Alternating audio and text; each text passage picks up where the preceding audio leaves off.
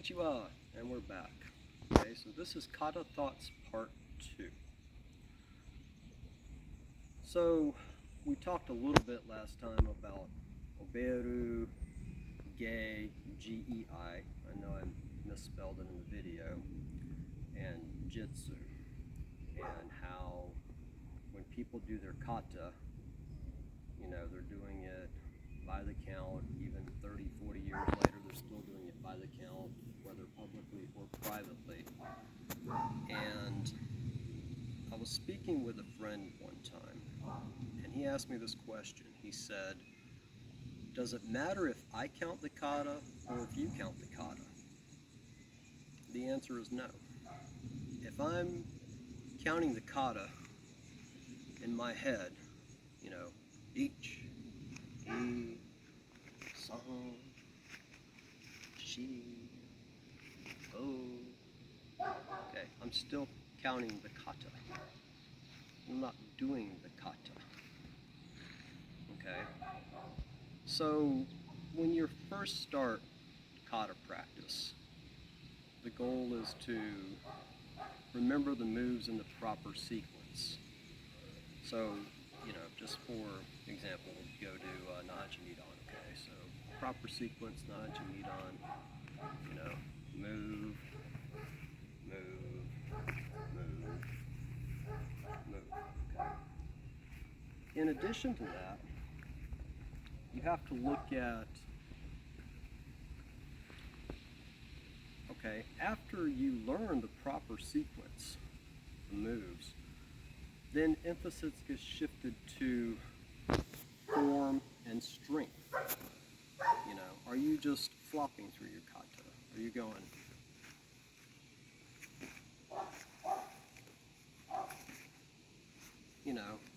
are you moving this way?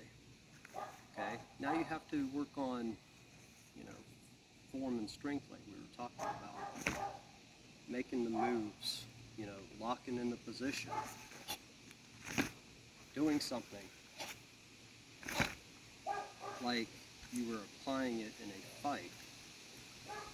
Constant practice is needed in order to ingrain the moves into your body with fluidity for application and technique purposes.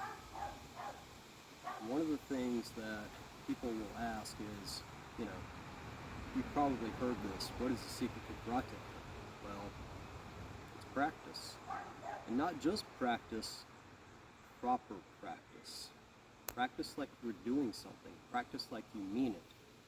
Think about things.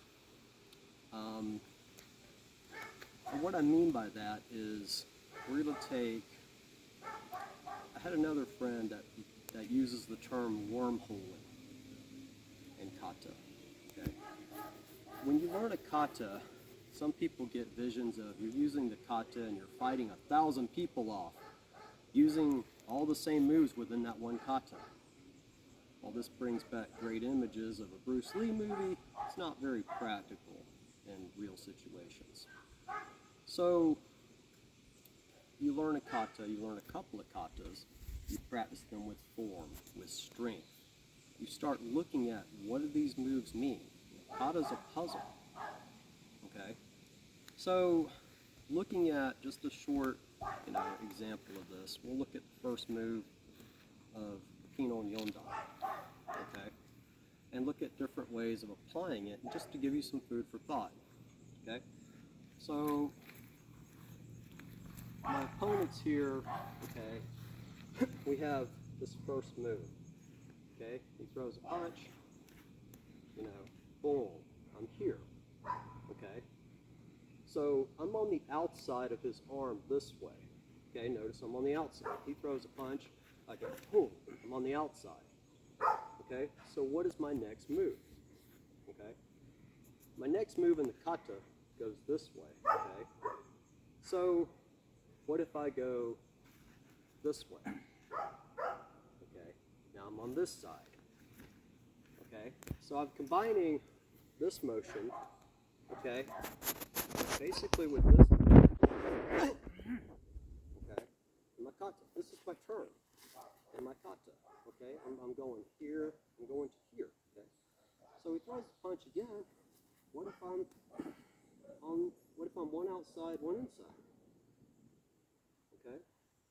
Now I turn, do the same thing. Okay. You can follow this up with a number of things if you wish. All right. So my kata turns, boom. What if I add the kick? I can add the kick. Okay. But what if? Okay, he throws the punch. What if I'm on the inside? So we went outside, middle, inside. Okay. So where are you catching? Boom. Your opponent at? Okay. What are you doing? Okay. I just gave 3 examples of this motion right here. Okay. So now we're going to look at. Okay. So I have them here. All right. 1, 2, 3. I can continue down this path. Okay. This way. I can put my hand back here. You know, there's a number of things that you can do from there. All right. So what happens if I go here? Okay. What are my legs doing? Right? Okay. So now I've just put my foot behind his head this way. Okay. What if I do it with the other leg? Okay. There's a turn. All right. That I can use. And what am I doing? What am I doing here? Okay. He comes in. What if I kick him with the shin this way? You know, what if I step behind him? Okay, just different things that you can do or whatnot. So that's an example of taking a look at where is my opponent at? What am I doing here? Where is his arm at? Because this just isn't an empty space. Something's in between there. So we'll talk more about that later, applications, techniques, and the kata being a puzzle, and not to mention, you know, how you can wormhole, thank you, sir, you know who you are, from one technique to another technique in the kata, different katas, you know, because we've all done it. We've all practiced one kata. Next thing you know, you're going like, wait a minute, where am I? Because you wormholed into another kata. Okay?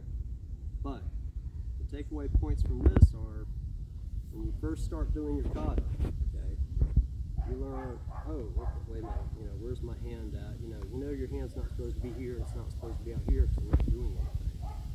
You know, cover, out. So you have this position here, you know, punch, back. And if you're like this and you're losing your balance, then your instructor is going to correct you to, this is the way it should be. Okay? And you have this motion here. Okay? And you start looking at what are the motions, what's in between the motions. Then you start doing it with a little bit of, you know, a little bit of speed, a little bit of power, you know, and in order to translate that later into your jiu-jitsu, just make it happen naturally when you start getting into a situation, altercation. So anyway, that's it for today, and I look forward to talking more about the kata puzzle next week. And until then,黙って稽古, enjoy, and we will see you soon. You're welcome!